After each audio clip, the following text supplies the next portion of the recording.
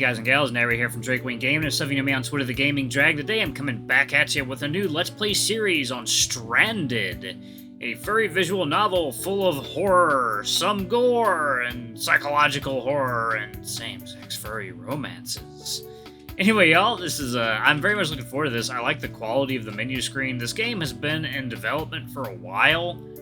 This build is from 2021. But apparently the team is still working on the game. So anyway, y'all, let's go ahead and see what their little see what this current build has in store for us, shall we? Anyway, alarm chain, you're up, and let's go. All right, ooh, I like this UI. Where am I? I can't see. It's so dark. Where am I?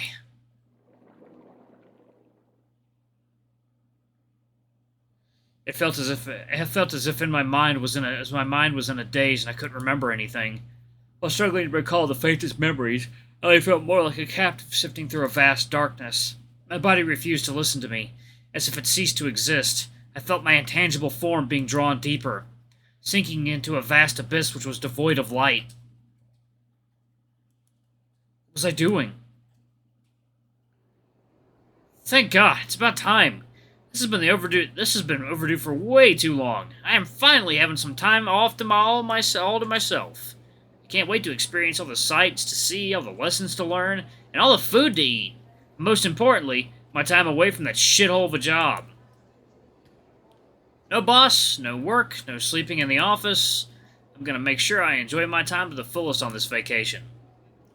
I ramble for a while about the destination to myself, a passerby glancing at me occasionally. Probably thinking I've already lost whatever few brain cells I had remaining since my last overnight stay in the office. Thinking about this vacation just makes me anxious. I feel like my stomach is filled with butterflies. I spend my time dazing, imagining about the vacation before I was brought back to reality by an announcement. The airplane I was supposed to be on is ready and will take off in 30 minutes. Time to move! While I was on the way to my terminal, I saw many couples that were going on vacation too. I couldn't help but feel jealous towards them, and I slowly began to feel lonely. The walls of the terminal felt as if they were getting wider and wider as the people around me began to slowly drift away. My heart aches with the sense of lingering isolation and the longing to feel loved and cared for. Wished I had someone, I mumbled to myself. Slap. After being gloomy for a while, I gave my cheek a slap to snap out of it. Dumbass, I'm going on vacation. I'm supposed to be happy. Forget about relationships. This vacation will be all about me. I reminded myself before I continued to make my way to the plane.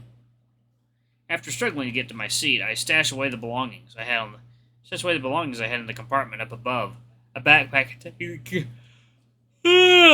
containing the odd book or two, a sweater for when it eventually got too cold for me, and my laptop, which I took out of my bag before throwing myself into my own seat, letting out a loud sigh of relief. I got lucky because I was able to get a single row of seats to myself. I chose to sit next to the window. Sitting next to the other people makes me feel awkward. After about 15 to 20 minutes of waiting, the plane began to take off right after everyone had gone through the safety briefing done by the stewards and had fastened their seatbelt. I love to sit next to the window, even though the only thing you can see is the aqua blue sky, so close to the edges of the vast unknowns of space and the soft, pillowy cotton candy looking like white clouds. Yeah, I love sitting next to windows. Whenever I'm on an airplane, I always pick my seat. I always get like near a window. Probably because staring outside the window makes you feel lonely, but in a different way. You feel more isolated looking at this vast, empty space. But it's the kind of alone where you feel at peace instead of longing to be loved. Uh-oh. Staring out into the clouds for a while made me fall asleep. It was mostly peaceful until the plane began to wobble and shake, making me jump slightly and slowly blink awake. The plane was still shaking for a couple more seconds before it finally stopped. The feeling felt off-putting, as if I had no control over my own body. Above my head, the seatbelt sign lit up, glowing a soft milky white, indicating its passengers to put their seatbelts back on. Sorry, y'all. I sat there confused, along with the other passengers around me looking equally as confused as me. This is your pilot speaking. This is your captain speaking. We have a minor problem. Please remain seated and calm. Follow our stewardess's safety instructions as we resolve this problem. There you go, water time.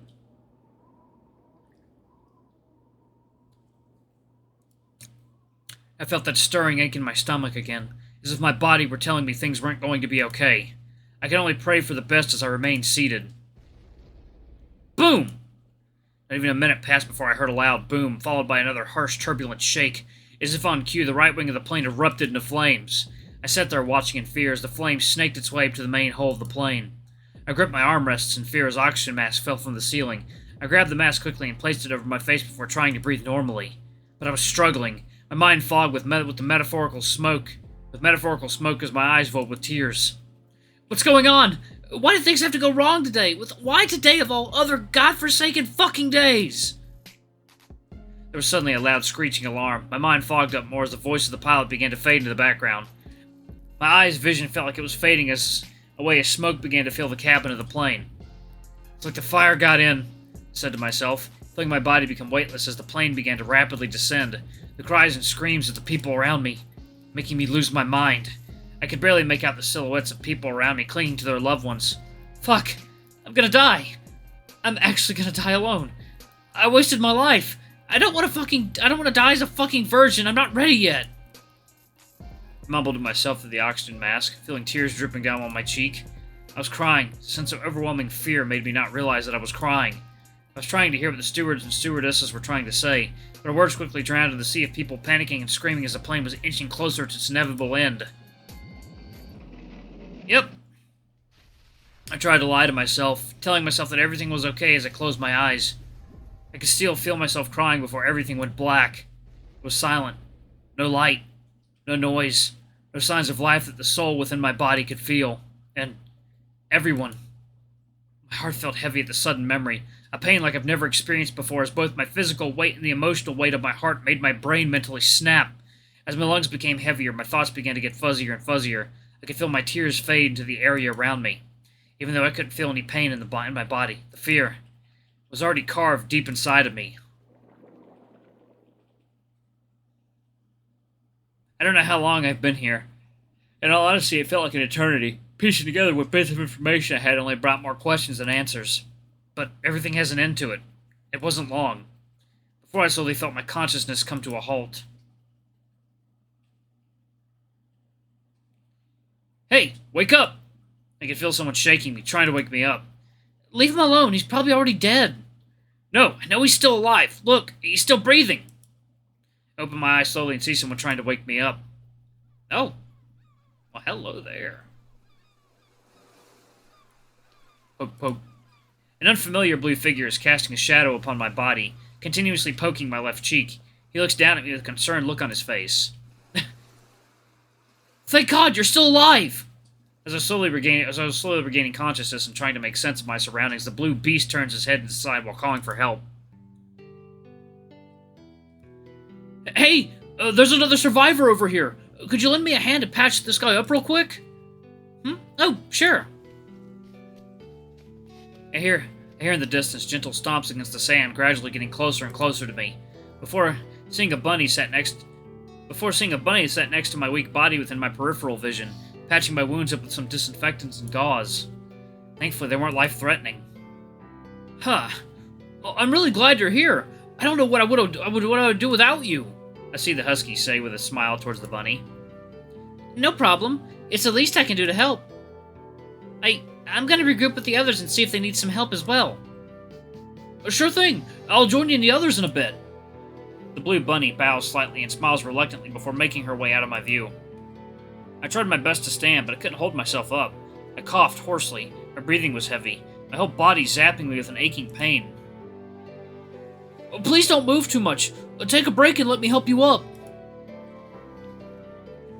Looks like an water time.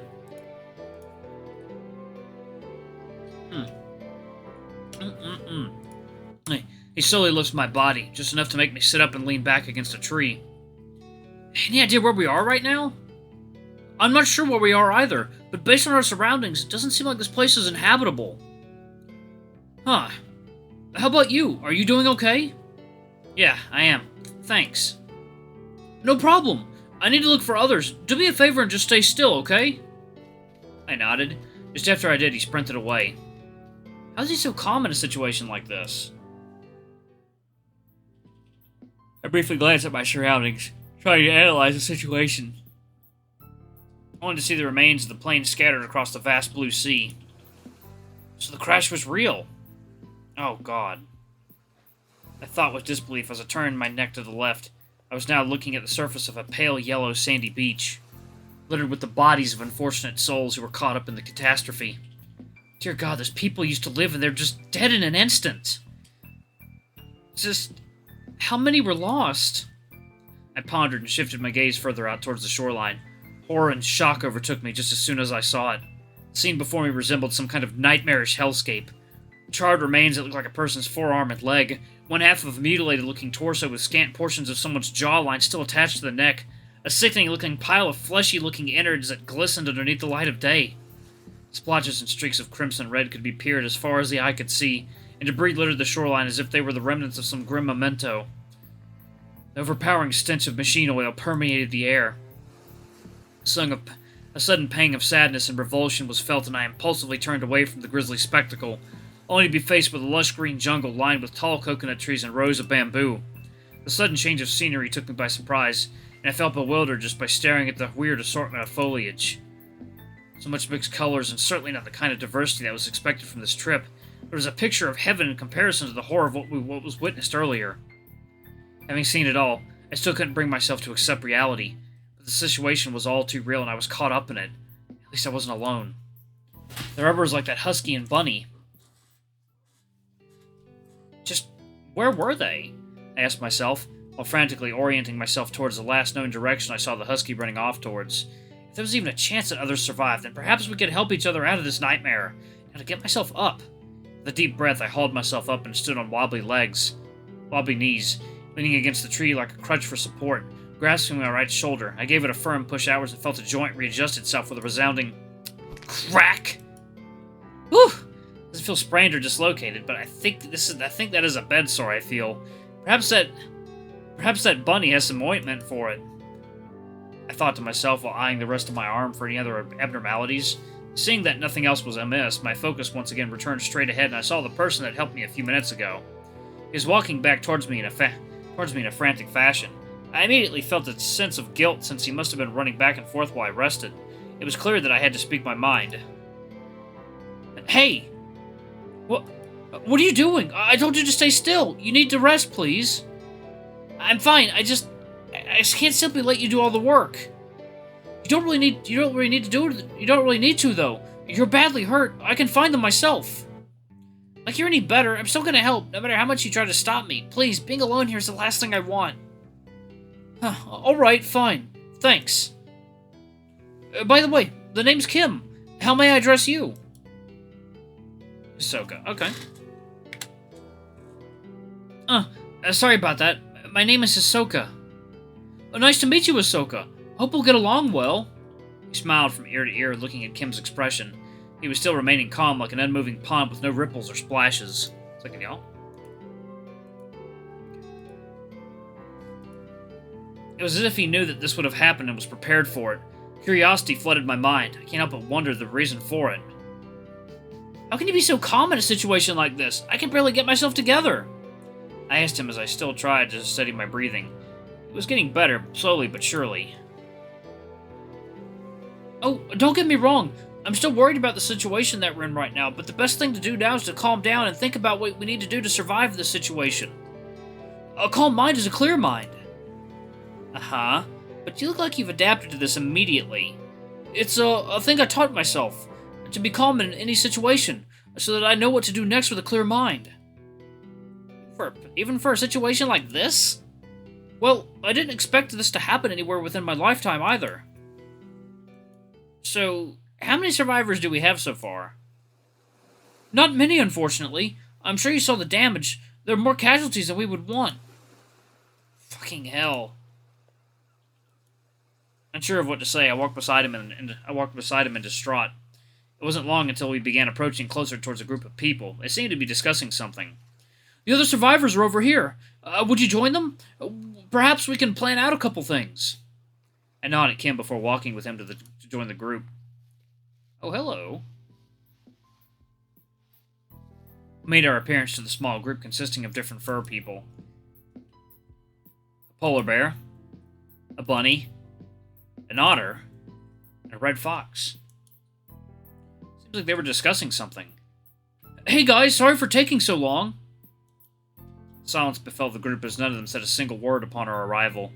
Some of them took a quick glance at us before averting their eyes away. Alright, I'm gonna go ahead and pause it right there. Thank you all so much for watching. I loved all this so far. This is great, if a bit horrific and descriptive, but we've done horror we've done, you know, horror VNs before, so we're no newbies to blood and gore and psychological torment. So let's yeah. I think this is going to be awesome. Anyway, y'all, thanks so much for watching. Don't forget to like, comment, subscribe, ring that notification bell. Leave a super thanks, or if you can, it always helps. Until the next video, I love you all. I'll see you next time. Bye-bye.